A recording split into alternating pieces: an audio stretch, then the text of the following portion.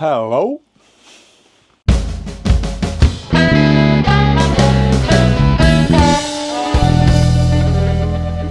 So, another video.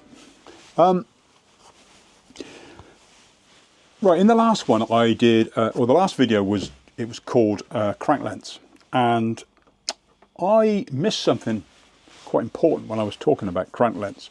I was talking about leverage, and what makes sense to you is a longer crank means more power, more thing. But, and it's been pointed out to me, and I have actually seen it on another video, and it was great to have lots of comments about this topic, and I'm just going to demonstrate something that somebody had mentioned, which is quite obvious really.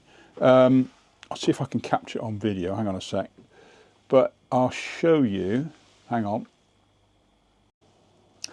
Now I actually feel a bit of a pillock now because I thought I knew. As always, you think you know stuff, but this one is quite screamingly obvious. So I've got 175 cranks on my bike. I'm just going to move this camera. Hopefully you can see. You can see my leg. No, a bit lower. So I was talking about when the pedal gets to the bottom of the stroke, your seat, if you want a shorter crank, your seat would have to be higher to get the same leg extension. But the crucial bit is at the top, how bent your leg is. Look how bent my leg is. Now what happens is you get to a certain point, so the power stroke is about there.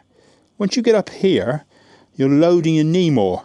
Now after all these years, how many years? 30 odd years, I've been riding around with my knee at the top being too bent. It's never really affected me, but I've never had issues with my knees, but it actually does make sense. It's all become clear. Hang on. It's all become clear, and I can understand now why everyone's saying it's better with shorter cranks. It took a while for the penny to drop, didn't it? So it is short. It's better with shorter cranks because your leg, obviously your leg at the bottom of the stroke, you don't want it straight. So when you put your foot flat on the pedal, not the front of almost the heel of your pedal. When you put your heel on the pedal, your leg should be basically straight when sat on the saddle for the correct saddle height. And then when you put your front, which you should pedal with the front of your foot, the ball of your foot, which then means your leg will be slightly bent, which is what you want. But at the top of the stroke, never really considered it. Never thought about it at all. Until just now, I sat on my bike and pedaled backwards and realised how bent my leg was. It's actually past. So at the top of the stroke, obviously you're going like this. Imagine this is my knee joint. Your foot's slightly, not your leg's slightly bent at the bottom, and then it goes up. As you come to the top of the stroke, you shouldn't really go past about there. And I'm getting to about here somewhere. So I'm going, and then obviously you're putting a lot of strain on your knee joint at the top of the stroke.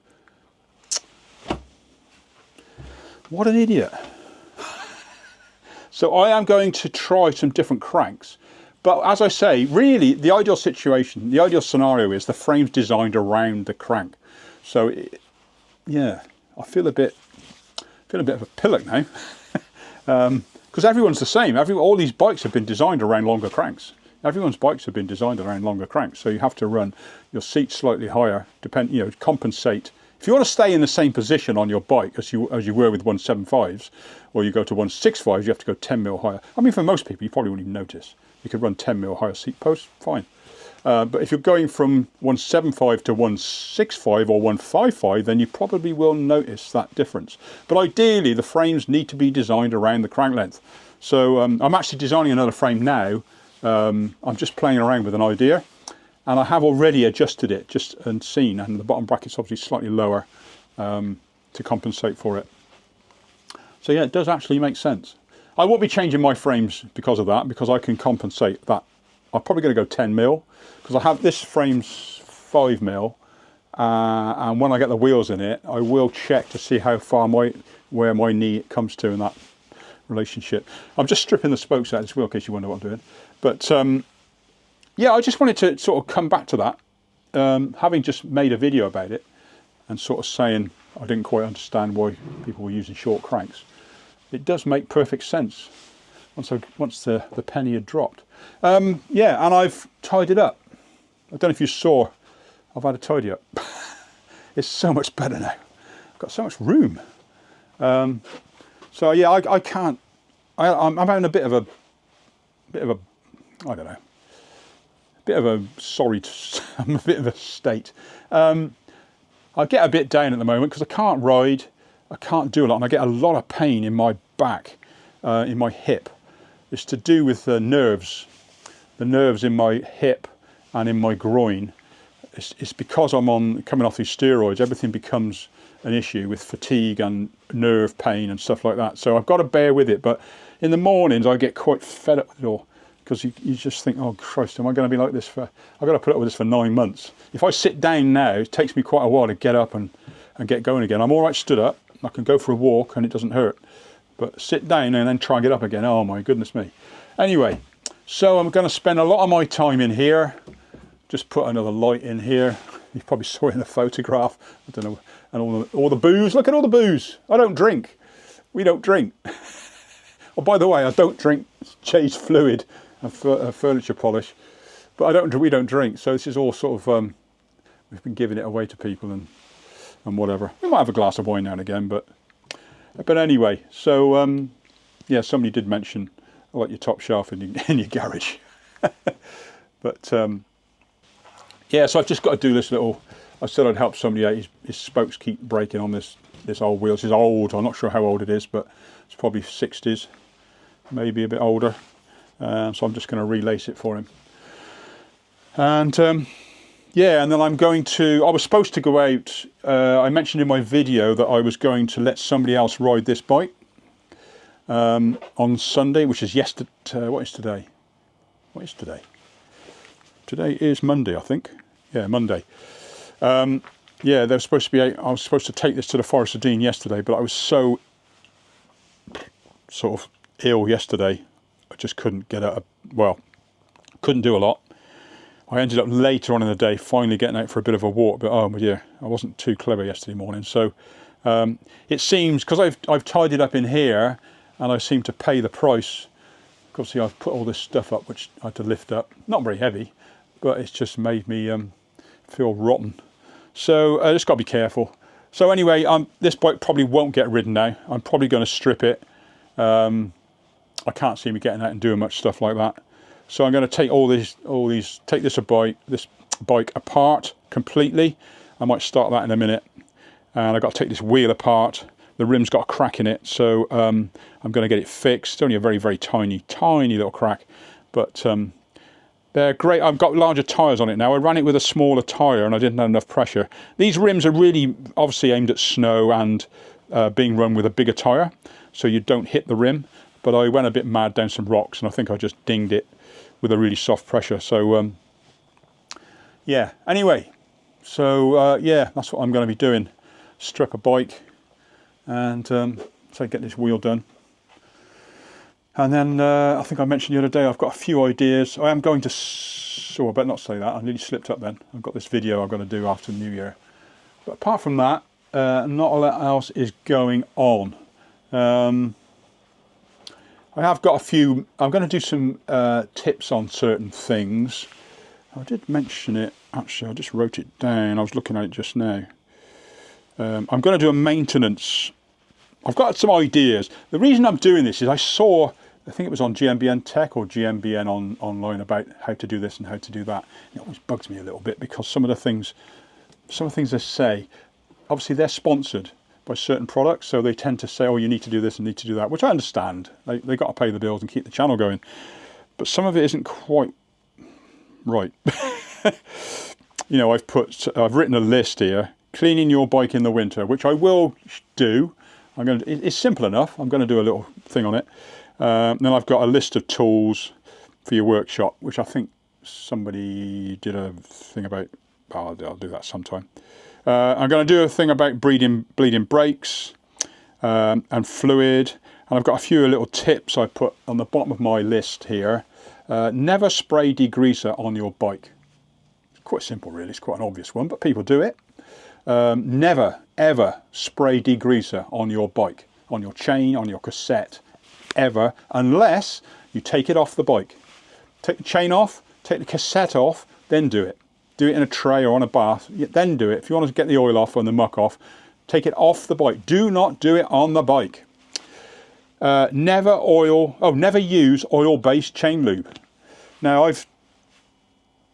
obviously in the winter on the road maybe, but what it will do is it will attract. If you get some oil, will dust stick to it? What do you think? Sticky? It's sticky? Will dust stick to it? Yes. So wherever you go, whether it be grit, dust, whatever, it will stick to the chain oil and grind your chain away. Fact. No matter what you use, if it's sticky, everything will stick to it. So why the hell would you want to put something that attracts dirt on your chain, which will then wear? It's like grinding paste. So what I've done, as I've mentioned many times, is I always use squirt chain lube.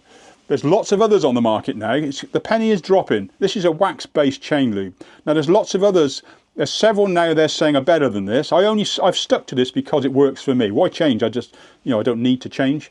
But there are better ones. I am going to do a comparison. I'm going to get some other ones just to show you. But as long as it's wax, you don't need to have a wax. You don't need to have a hot bath and put your, because you need to do this all the time, especially if you're going to go off-road in the mud. So you need to use this every time you go out. Just apply a little bit of this while the chain, you can even put it on when the chain's wet if you've washed it. Just put this on. I put it on before I go out on the ride, just before I go. It doesn't need to dry. It's almost better if it's not dry, because it'll work its way into the rollers and it'll just build up in the rollers of the links, as I've said many times, and it will stop your chain wearing out, and it does not attract dirt. So nothing will stick to your chain. Your chain will stay clean. Like I've got this chain here. This is the 4,000 mile chain here. I've still got it. I could actually still fit this because it still works with the cassette that I've got on the bike, but I kept it. It's done 4,000 miles. I thought I'd keep it, and it's fine. It's never ever had any degreaser on it, and it's still waxy. I can still feel it. Anyway, so yeah, that was that one. Never spray. Oh, this is the same sort of thing really. Don't spray your bike with strong cleaning fluids, cleaning stuff, because it will get in. If it's a strong cleaning fluid, it will get into your bearings and it will eat away, because you can't, once you've sprayed on, you can't get it out unless you take all of your bearings out of your frame and then clean them out and re-grease them. It's in there. So you're going to shorten the life of your bike drastically by spraying cleaners on your bike. And don't mix. Oh, the other one was don't mix brake fluids, which I will touch on when I do the brake bleeding video. But that's quite simple, really. You know, basic stuff. But I do see people, I've seen a guy turn up at the Forest of Dean and he gets his bike off the back of his car, nice bike, gotten all the nice kit on.